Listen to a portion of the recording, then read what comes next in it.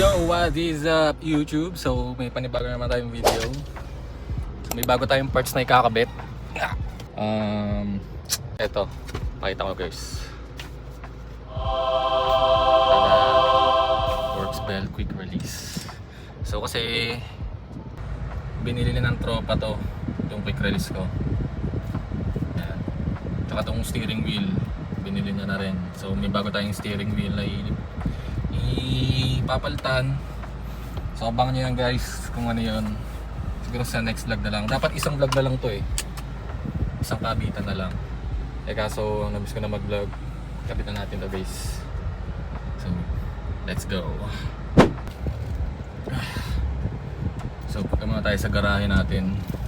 Sa kabilang bahay. Kung tayo magkakalikot, natin siya ikakabit. DIY lang natin guys. Kasi mahal na Esa na yan. Pikit mata ako dyan guys. Binili ko. So tara, kapit natin.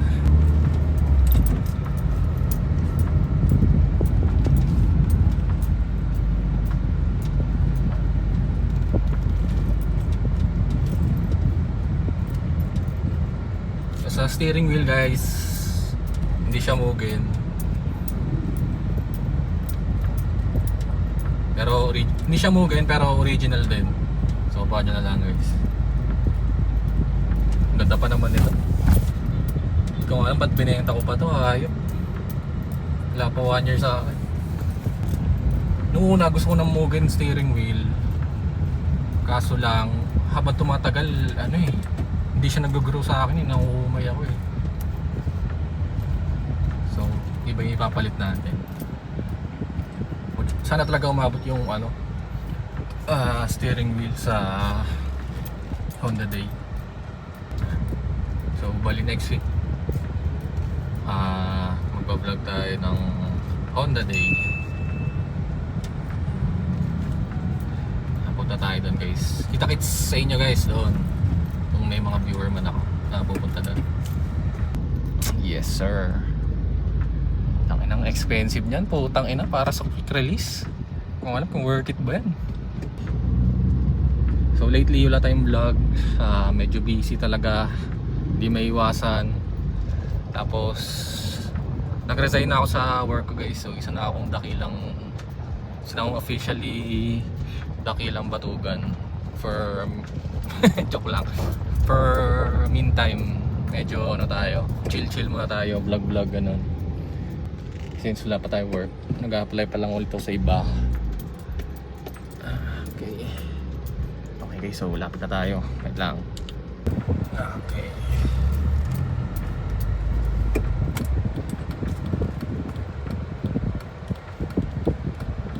Okay, pasok muna natin yung kotse sa loob. Let's go.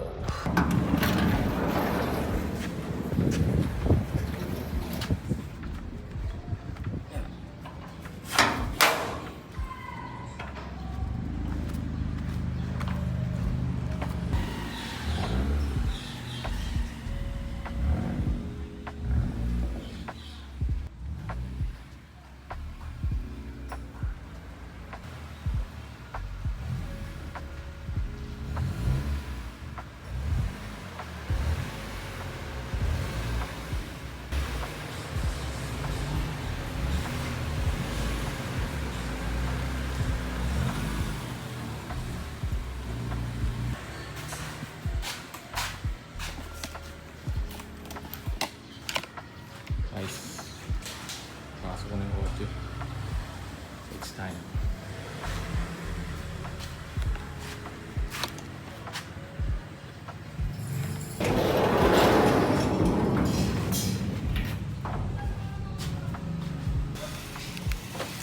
First of all, syempre hugot muna natin ang baterya.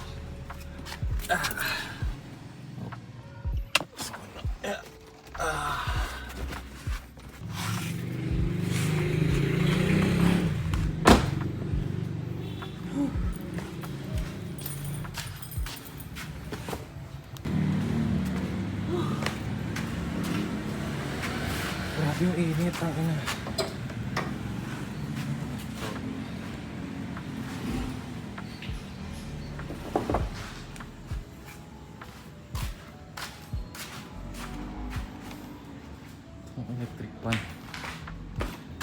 clips namin guys. Ayan. Mga clips. Ready na sa mag-strip to metal. Yun lang. May electric fan. Bahala na. Bahala na kayo. Cheese.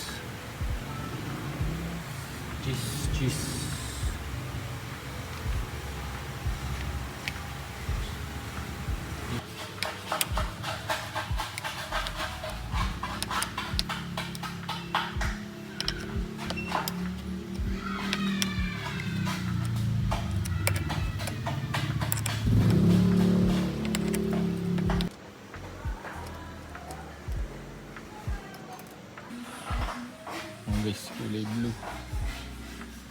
blue. Yes sir. Okay guys. Sheesh, ang ganda. Kulay blue. Tangkainit guys.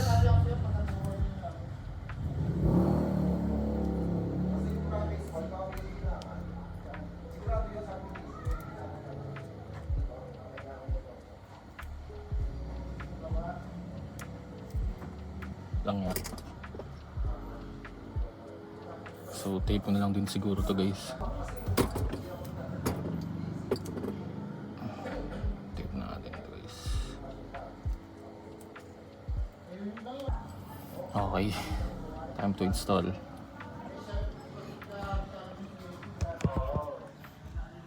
So guys, may palatandaan siya pag sa taas. Hey, may dot. Yan. Okay.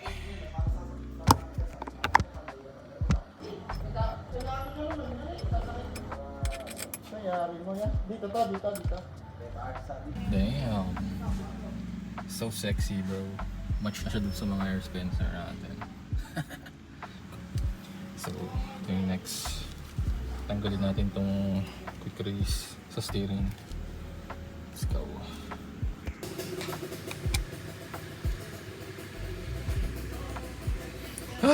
Grabe ang init. Okay, check natin guys kung nagana yung busina. Sheesh. Hindi ko muna nilagay lahat ng bolt. Okay.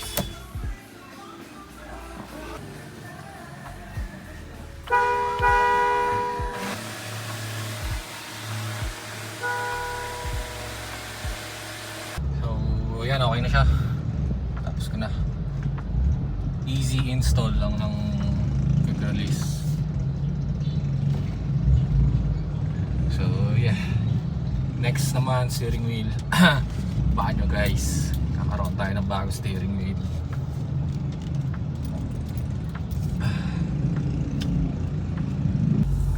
Sheesh, hindi na masyadong kita. Damn! Pogi tong ino.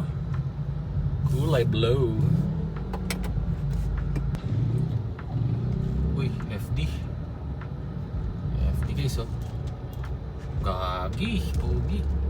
Ah, ito yung kulay bias. Ata. Mugen. Ito pa isa. Mugen Type R. Mugen Type R sila.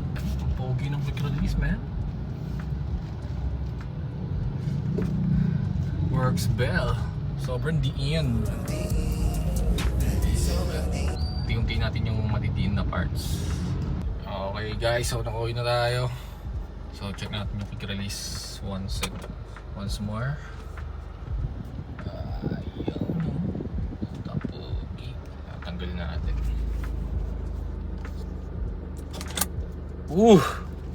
Smooth. So ayan siya guys.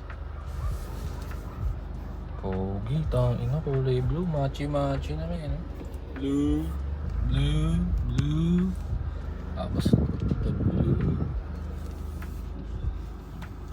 So, lagyan natin ang on touch.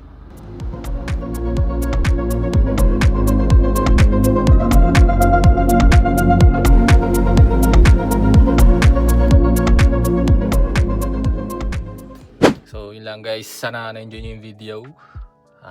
sana natuto kayo sa ano, mag-install ng quick release. Madali lang din naman talaga siya gawin. Mahalaga lang naman doon may hub ka na eh. Kailangan doon may hub. Short hub para mas okay siya.